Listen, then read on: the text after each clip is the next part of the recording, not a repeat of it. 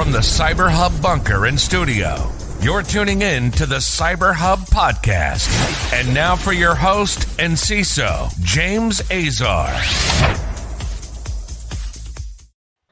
Well, folks, it's a special Thursday. You know why? Because Roger Grimes is with us. That's right. The man, the legend in human form on the show again. Good morning, Roger. How's it going, buddy? It's great. Chicks dig me and dogs love me. What can I say? We've got a packed show for all of you guys this morning. Good morning, everyone. Make sure to subscribe to the show if you have not. Later today, a new CISO Talk episode is dropping. Carlos Rodriguez will be on the show. Go check that out. We have got a magnificent show today. Shout out to KnowBe4 and TiVo Networks for their support. But let's give a shout out to some of our awesome viewers, like David Mualam. Good morning to you, good sir. The magnificent, wonderful other side of James McQuiggan. Eddie, representing Big Texas. Jane's with us. She just poured a cup of coffee to be with us. Thank you so much. We've got a good morning from a LinkedIn user. Good morning from Corinne. And good morning. I'm not late. Hope everyone is having a good week. It's Thursday, which means tomorrow's Friday, which means we're having a great week because the week's over. That's it. It's done, Roger. Keith says, morning all from cold Atlanta. It's sunny, though. It's sunny in Atlanta because now it's sunny today. So I'm happy about that. And coffee cup cheers. And hello to my good friend, Roger. That's good old McQuiggan there as well. Thank you for everyone tuning in. We're about to get started, but before we do that, a coffee cup cheers. I've got my mugs. I got my Cubs mug. I was going to say my mug's Cub. So coffee cup cheers, everyone. My double espresso, whatever you're drinking. I hope you enjoy it this morning. Wow. All right. We're going to get started with a reverse story, right? So when does a Windows vulnerability impact the Russian government? Apparently, Roger, in this specific vulnerability. So the MSHTML vulnerability that's been employed in attacks at least two organizations in Russia, one being the joint stock company State Rocket Center and the Ministry of Interior in Moscow. It's led to remote code executions. The security issue was publicly disclosed on September 7th. Attacks were already being seen through August. Microsoft addressed the bug through Patch Tuesday, but apparently the Russians have the same problems we also do, which is patching is apparently difficult. This is the first time in a while we see a story about a Russian government getting taken in a zero-day. Roger, what's your take on this story? Well, I'm like you. I don't think I've heard of Russia being attacked like in 10 years or something. So I don't know if that's information disclosure issue or whatever. But when I first heard of this bug, there's been so many Windows bugs that targeted the exact same component in Windows. I was like, so this has got to be like the 10th 0 day in 20 years against this particular component. It's not particularly different. And I'm like, and people were asking me, what do you think? Oh my God, a 0 day again. I'm like, we've been here before. People are going to patch. That sort of stuff. Although, every single patch, what's amazing to me is that there's some percentage of the population that never patches it, right? Like when I was at Microsoft, it was like 50% of the people would patch like in the first week or month, 30% of the people would patch somewhere over the next year. And then if you didn't patch in the first year, like you were just highly unlikely ever to patch, whatever that was. So, that happens everywhere. But, I've been in government places all around the world like you. And sometimes their patching schedules are like, you can't patch anything for a month, like a minimum of a month. They're so scared of the patch making things unstable, and they have to go through this official review process. They often disable the auto patching that would be built into Windows and things like that. And I've seen problems. So it's not unusual that attackers would be targeting government or I always say, like, suppose you don't know how to attack. You've got this target, whether it's a government organization or whatever. Literally just wait a month till the patchers are announced. And then the fastest patching normally by any organization is days, usually weeks to a month. It's like literally you can go, wait till somebody converts it to a Metasploit attack and attack. It's like built in Like, you don't have to be a brilliant zero-day discoverer. You don't have to be APT. Just wait till somebody announces a patch, reverse engineer the patch, and attack it here. It is kind of interesting that it's being used against Russia, but I think the more interesting part is that it's leaking out of Russia, that's occurring. I mean, nation states are attacking nation states all the time. Russia's attacked all the time by nation states. So my thing is, why is this being announced by anyone? What's that? That's what I would want to know, is what makes this. This may have been leaked, right? So it seems like this story's been leaked, because as I was researching it, one of the things I was looking at was how did it get there. But take a look at this. So the JSC Grek Mikheyev, which is the country's Defense and Industrial Center for Rocket and Space Tech, the way they escalated was through phishing emails claiming to come from the HR. So they were sending him HR forms. Now, who knew that in communist Soviet Russia, they have an HR department? I thought the HR department was the KGB, right? The FSB at this point, right? You don't work? Boom. What happened to Oleg? He disappeared. He has been resigned to his quarters. Yeah. So very interesting, right? Especially, I guess, can you imagine the politics of this if it is, like, let's say Chinese APT or Iranian APT or whatever it might be? If it's got to be weird when an ally is kind of indicted into possibly spying on you, or does it come from a non-ally? But I would say that this year, just in general, nation state attacks are huge, just because they're so popular, they're so in your face. It used to be if you had a 0 day, you're quiet about it, you used it sparingly. And now we've had the Microsoft Exchange attacks. We've had these multiple large supply chain attacks. And I think this year was kind of the year that all of us that have been in computer security for decades have feared this whole nation state coming after you. And it's, or even the phones, like there's that, hey, here's this 0 day and you got to patch all your iPhones for the umpteenth time. There's 200 groups that are making and selling and buying and selling 0 days to multiple nations around the world. You even had this week, or maybe it was last week, but a couple of Americans that pled guilty to charges that they helped some Middle East firms with some technology to compromise, things like that. And like one of them I was reading, it was Nicole Peroth's book, where an American, penetration tester is saying that he had penetrated Michelle Obama's traveling schedule while he was working for a Middle Eastern firm or something like that. And you're like, it's all kind of wild. It's all kind of, convoluted. And it's all of the things that have been going on for 2 decades kind of becoming. That are now festering to the surface. Yeah, becoming public, right? It's not like they're new. It's just that, the general public maybe is finding out they're new. Indeed, which takes us to this one. CISA, FBI, and NSA have all issued a joint alert to warn organizations about an increase in cyber attacks involving the Conti ransomware attack. This alert just comes after another major farming co-op was confirmed being hit by ransomware. Conti, which has been around since 2020, and has had 16 confirmed attacks targeting healthcare and first responder networks, according to the FBI. The latest one is the major farmer cooperative in Minnesota, which is the Crystal Valley Cooperative, and they were also targeted with a ransomware attack days after the Iowa-based one that we reported on earlier this week was hit by Black Matter. So they're targeting farming. That kind of leaves me a bit uneasy, Roger. They're hitting our food supply chain. Yeah, one of the things I loved is one of the victims apparently had communicated with the ransomware attacker, said, hey, I thought we were in the 16 industries, infrastructure industries you're not supposed to target. And the ransomware person would, no, we don't consider your cooperative to be part of that protected infrastructure. And I'm like, what kind of weird world are we in that, the president of the United States is declaring these 16 things as off hands. And then you have some ransomware purveyor that's making this, political decision about whether or not it belongs to the 16 protected industries. That's kind of weird. But let me say, just the disclosure itself, I read it and researched it yesterday. It was actually pretty good. I mean, again, it's CISA, and I think you're kind of an all right fan with CISA too. It was a really good announcement, because they announced here's the ways you can be attacked. They included some of the MITRE, attack chain stuff. Right. And one of the most unique things that I learned in there, and I'd seen it before, but I hadn't seen it in an announcement from CISO, which was phone-based attacks. So voice-based, phone-based phishing attacks.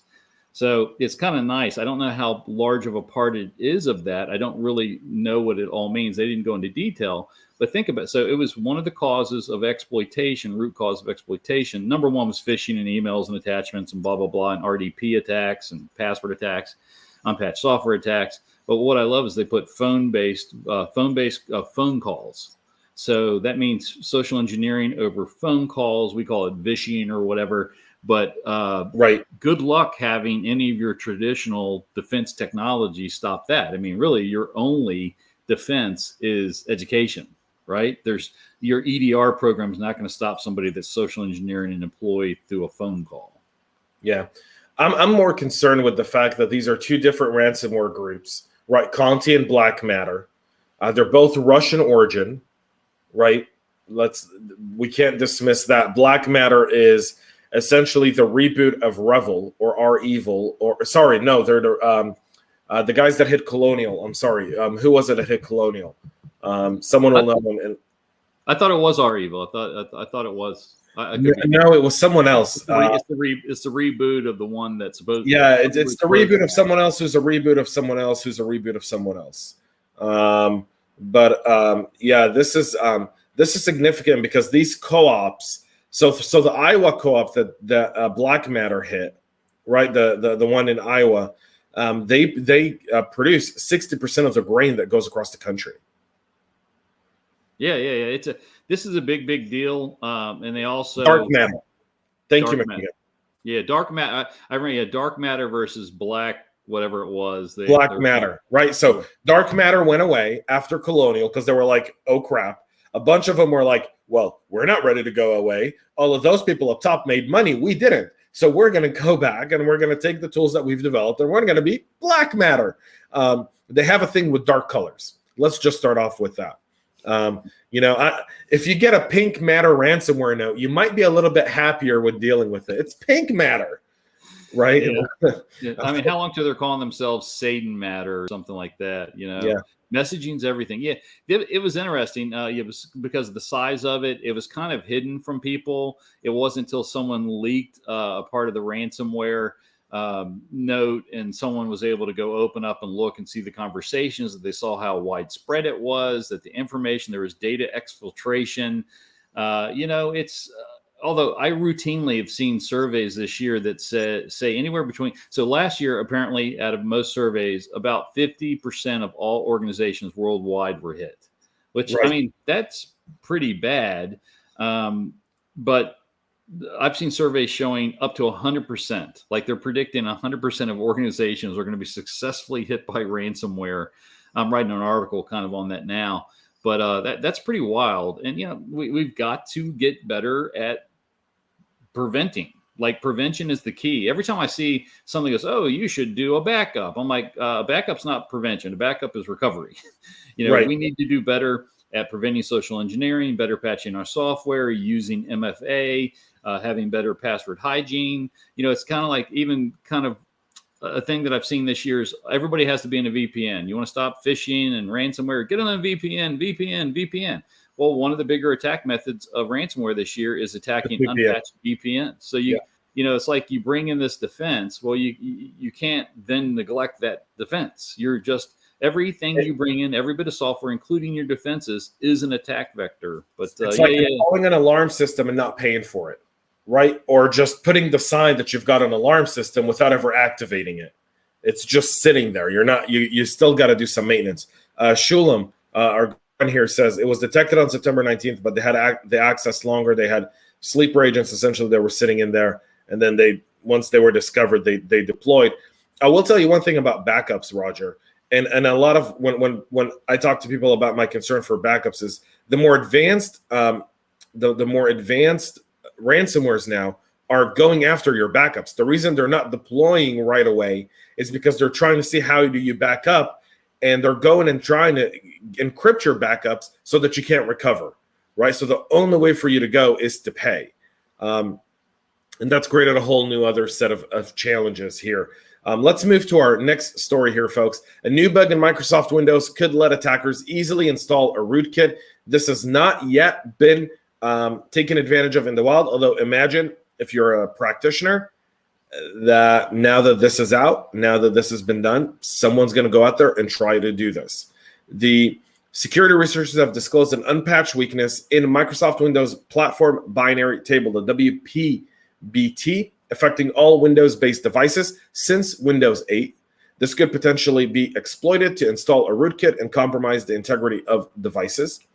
These flaws make every Windows system vulnerable to easily crafted attacks that install fraudulent vendor-specific tables.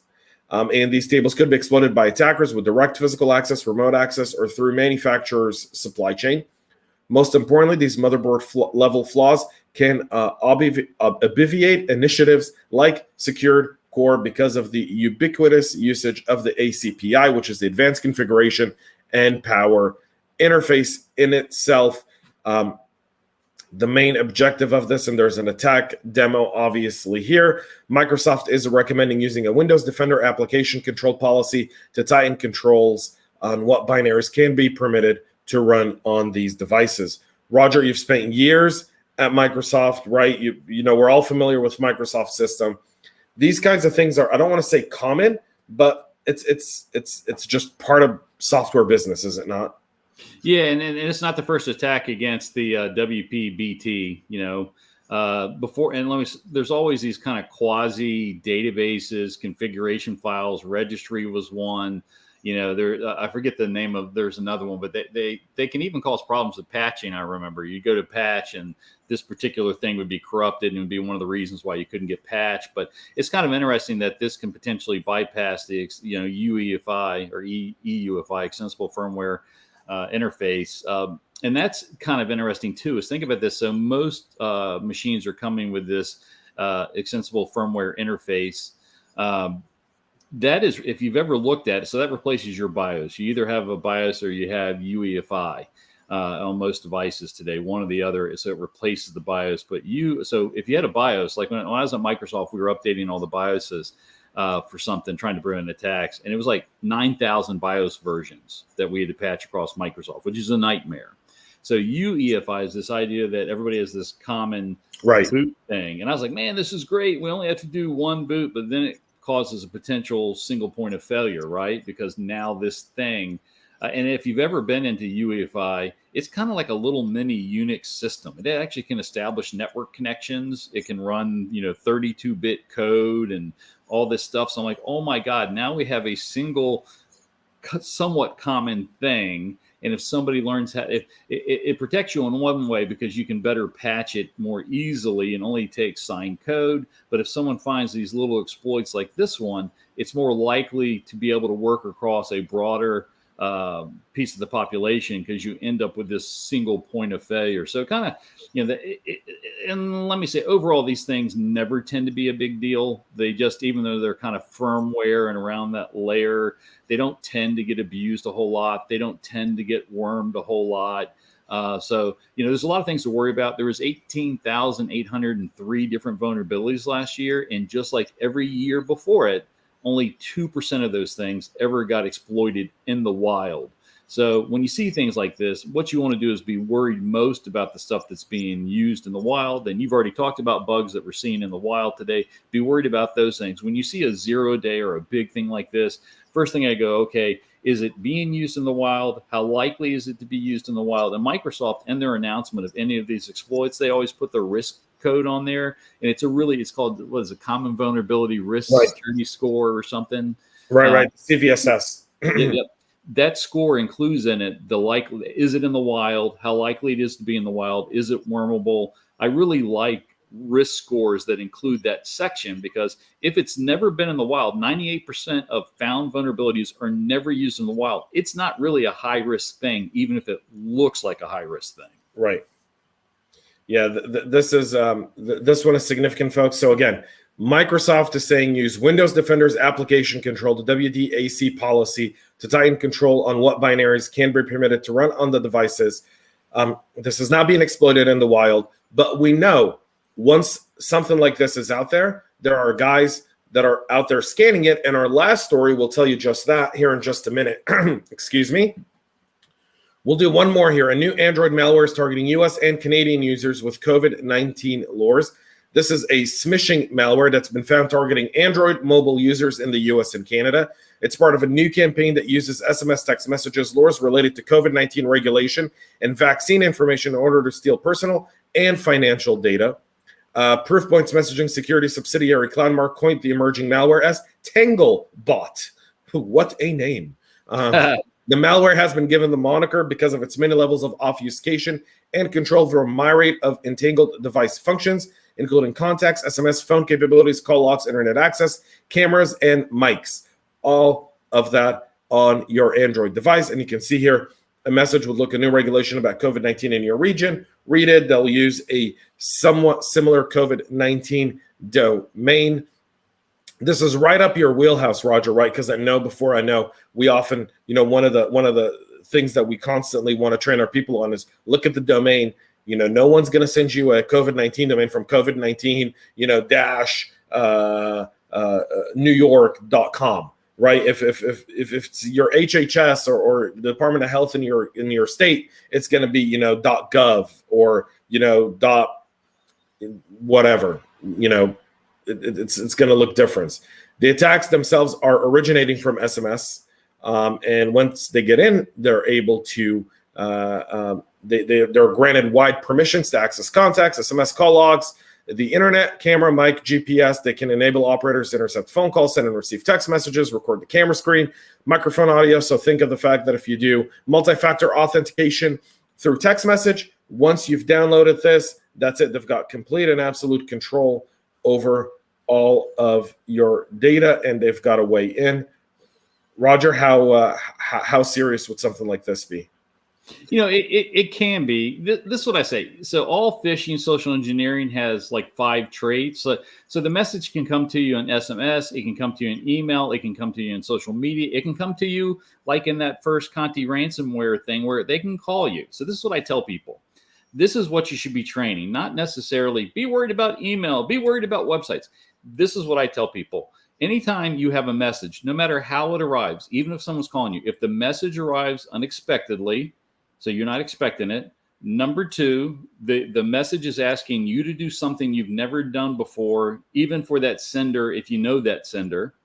The action, if performed, could be harmful to you or your organization. So clicking on a malicious link, downloading a document and opening it, running a malware program, providing logon credentials, providing your social security number, going to get gift cards. If it includes a potential malicious file attachment, a URL, and includes a sense of immediate urgency, which we call stress. So let me say that again. Message arrives unexpectedly. It asks you to do something that you've never been asked to do before by that sender. The action, if performed, could be harmful to you or your organization, includes a potentially malicious file attachment or URL, and includes a sense of immediate urgency. As soon as you get a message, I don't care whether it's SMS or anywhere or a phone call, if it has those 5 traits, slow down. It's likely to be a phishing social engineering attack of some sort. Indeed it is. And we'll end today's show, because we're almost out of time, folks, with the VMware CVE-2021-22005. We talked about it yesterday. It was my lead-off story yesterday. And I said how critical it is because the threat actors are already starting to target internet-exposed VMware vCenter servers that are unpatched against this critical arbitrary file upload vulnerability. The patch is already out. Please, please, please make sure to patch this. According to Shodan, they're seeing thousands of potentially vulnerable vCenter servers are reachable over the internet and exposed to attacks. If you can't patch, get these servers offline now. Unless they're a critical part, then you got to put in mitigating controls. You got to put in some level of controls over these if for some reason a patch doesn't make sense right now for you, for whatever reason. You could be using vCenter and it's a critical component. You can't take it offline. You'll lose millions and millions of dollars, whatever the case may be. Then put in mitigating controls over it. Maybe block a bunch of ports. Make sure that, maybe you've only got data going out. Put in a DMZ around it so that you're able to recognize threats coming in.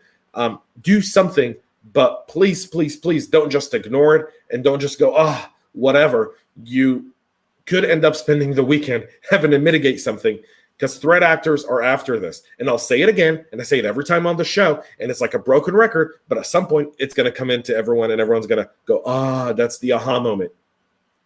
The moment I report it, the moment it's written by either Bleeping Computer or Security Week or any publication, the moment it's posted on Roger Grimes's LinkedIn page and as he's sharing it and letting everyone know, hey, here's the deal. The threat actors see that and they're going after it as well. Our time to patch is literally hours from the moment we do that. And when we talk about basic security, when we talk about the fundamentals of what we do, if you look at the very, very top, even look at OWASP and what is number one at OWASP now, right?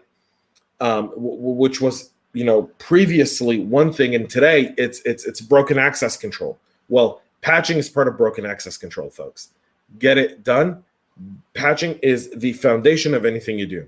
Roger, what are your thoughts? Yeah. So you definitely need a patch. One exploit can impact your organization in a really god-awful way, and ransomware is going to get in. But I will say that sometimes let me say again, from my 34 years of history, there is some percentage of the population that will never patch. There is going to be thousands of these servers compromised because for some reason, the people deploying these things can't do it, aren't aware of it. So actually, I'm really starting to like cloud services in a way, because literally, if you're running this same thing in a cloud service, it would just be patched by the time you hear about it, and your stuff wouldn't break and your VMs wouldn't be down. Like the last big Exchange exploit they got, the Russian attack, supply side chain attack stuff.